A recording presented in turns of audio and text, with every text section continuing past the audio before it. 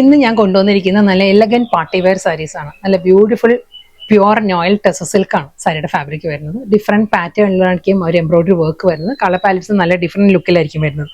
First sari നല്ലൊരു yellow വരുന്നത്, turmeric yellow. എല്ലാം നല്ല കളേഴ്സിലാണ് വന്നിരിക്കുന്നത്.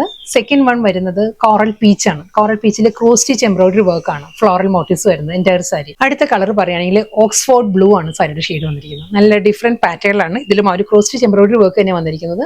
ഡിസൈൻ മാറിയിട്ടുണ്ട്, ഫ്ലോറൽ ഡിസൈൻ മാറിയിട്ടുണ്ട്. അടുത്ത കളർ വളരെ സോഫ്റ്റ് കളറിൽ, സോഫ്റ്റ് കളർ കോമ്പിനേഷനിലുമാണ് ഒരു ക്രോസ് സ്റ്റിച്ച് എംബ്രോയിഡറി വർക്ക് വന്നിരുന്നത്. വീണ്ടും നല്ലൊരു സോഫ്റ്റ് പേസ്റ്റൽ കളറിലാണ് അടുത്ത സാരി വന്നിരിക്കുന്നത്. പേസ്റ്റൽ ബേബി പിങ്ക് ആണ് സാരിയുടെ ഷെയ്ഡ്.